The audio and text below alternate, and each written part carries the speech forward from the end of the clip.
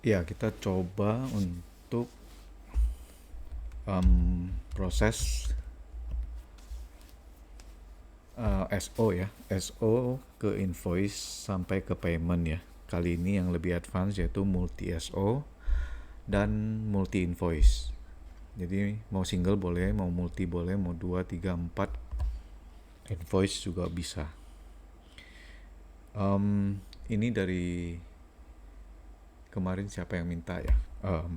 Oke, tapi nggak apa-apa, kita kasih contoh. Yang kemarin itu kita coba pakai yang Nabire ya.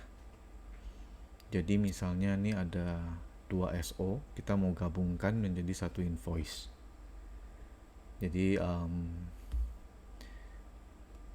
dari sini kita bisa lihat kita mau gabungkan nih 1158 dan 1286 misalnya. Nah, yang pastikan di sini ada deliver date-nya, ini sudah ada ya. Ini menandakan kalau SO kargonya sudah selesai ya, sudah finish ya.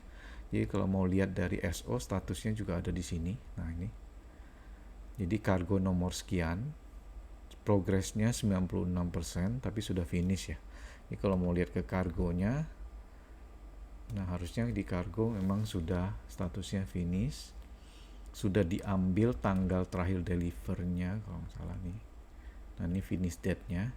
Finish date ini pas tekan finish dari si branch manager menekan finish. Nah, ini tanggal ini akan dibawa ke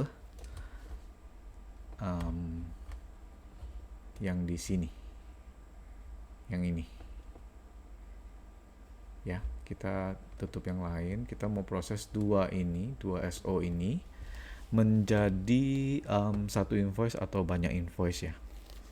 Jadi patokan pertama kalau dari invoice-nya, sorry ini discard dulu.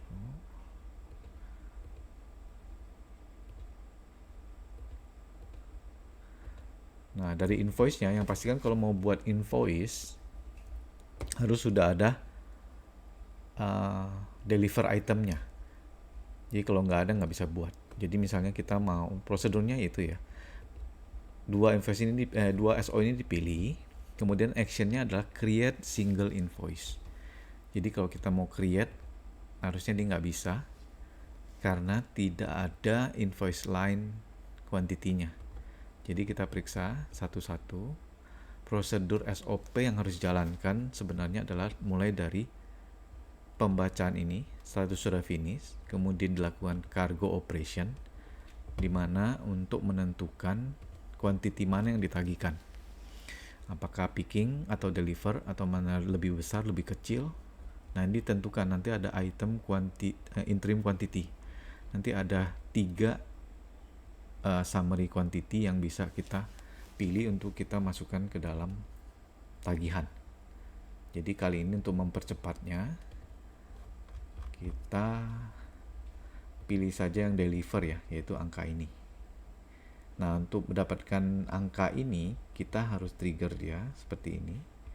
Kemudian kita pilih lagi deliver ini. Nah, ini angka ini bawa ke sini. Save. Kenapa angka ini tidak sama? Karena sebenarnya dia ada 460 baris gitu. Yang dimunculin cuma 40 baris ya. Jadi sebenarnya totalnya tuh ini. Cuma dalam satu page ini tidak dimunculkan semuanya. Jadi kelihatannya tidak sama. Sebenarnya ini yang kita ambil. Oke, gunanya ini seperti ini gunanya. Jadi angka ini akan dibawa ke line ini. Nah, ini. Setelah ini ada angkanya baru bisa ditagihkan. Begitu juga dengan SO ini. Kita masuk ke cargo operation. Di sini ada 270 line trip ya. 270 trip, tapi yang di show dalam patch ini cuma 40. Tapi kalau mau di show semua, ini sih tinggal diketik saja 270 gitu. Nah, nanti keluar semua tuh. Gitu. Nah, kalau banyak kan loadingnya lama. Jadi kita edit.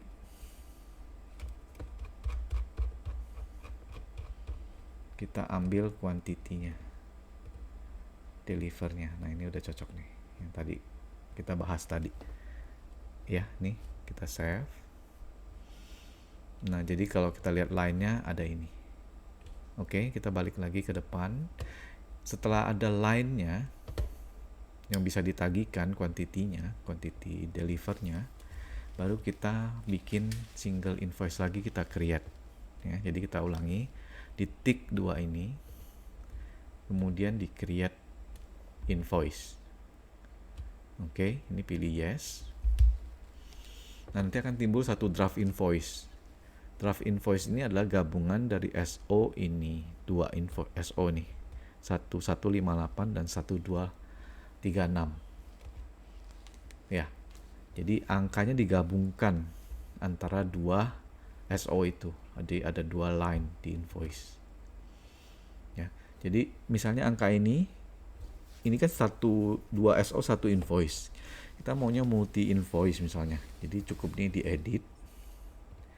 Nah, ini misalnya kita mau tagihkan yang 2 juta kilo dulu. 2 juta. Oke, yang ini 3 juta. Ya, loading sebentar. Nah, kalau kita save, ini tidak bisa save karena kita harus mengisi ini requirement-nya ya. Kita pakai transaksi pajak 08. Jangan lupa ininya dibuang. Teksnya dibuang. Oke, kita save. Jangan pause dulu. Ya. Kita buat lagi invoice kedua. Jadi kalau kita lihat di invoice ini, yang tadi ini, kita kelihatan satu invoice. Satu invoice ini adalah gabungan dari, sebentar ya.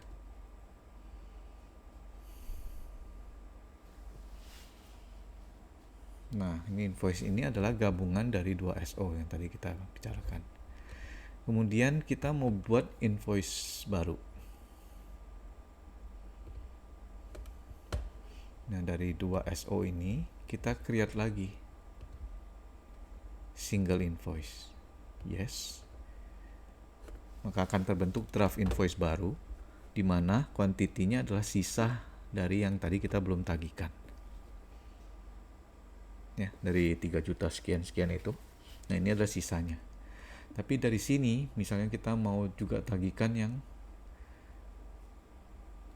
tidak bisa full misalnya ya, kita tinggal edit saja.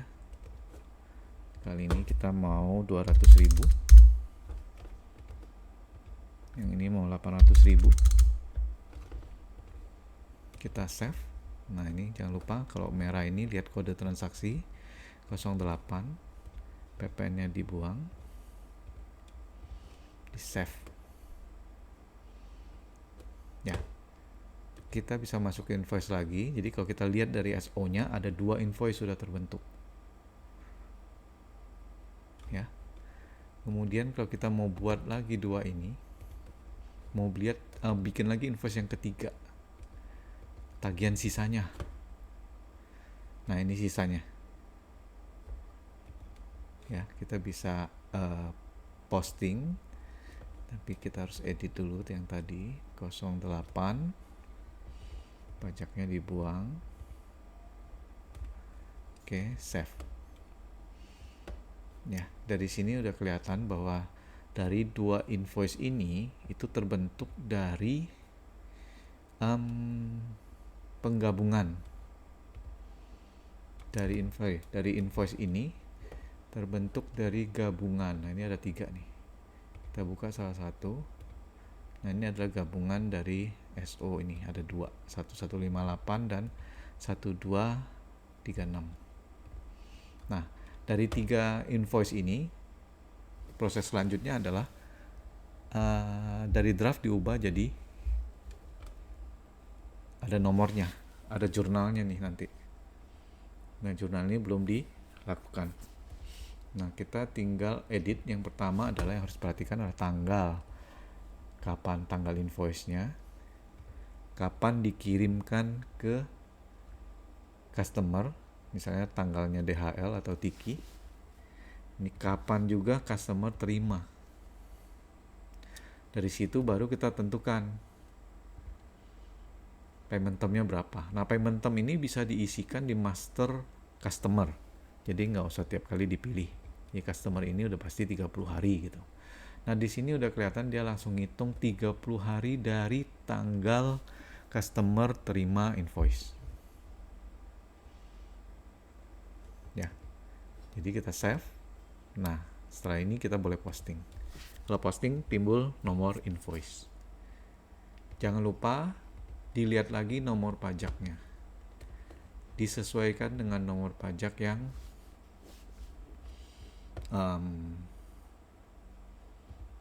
tanggal pajak yang dipakai untuk nomor invoice ini. Masih bisa diedit. Oke, kita balik lagi. Misalnya invoice yang kedua tadi. Ya, kita boleh jangan langsung posting. Kita tentukan tanggal, kapan invoice-nya, kapan dikirim ke customer, kapan diterima customer, dan berapa term payment-nya. Ya, kita boleh posting. Invoice lagi, satu lagi. Edit, kapan tanggal invoice-nya, tanggal diterima customer, tanggal kirim, tanggal terima customer, dan berapa payment term-nya. Kita save, kita posting kalau sudah yakin. Nah, kalau udah posting, nanti di jurnal di accounting-nya udah posting juga. Gitu. Jadi dari invoice-nya itu setelah sudah penggabungan ya. Jadi kalau kita lihat ke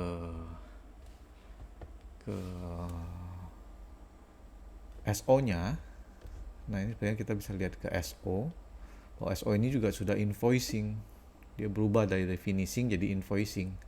Jadi kalau kita mau tahu ke dalam kargonya, orang kargo bisa tahu bahwa statusnya berubah ke invoicing. Invoice-nya berapa saja. Nah, ini dua tab ini yang bisa lihat tuh harusnya cuma branch manager. Di sini ada tiga invoice ya.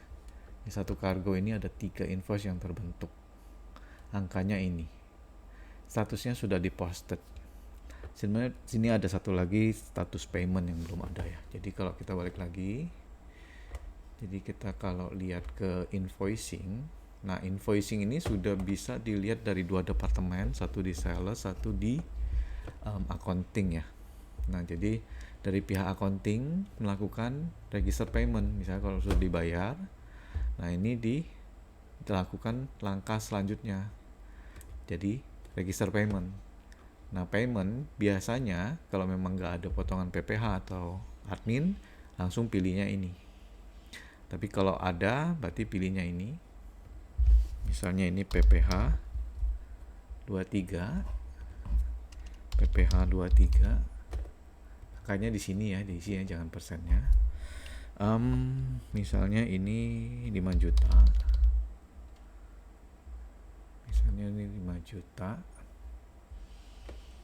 Kemudian biaya banknya,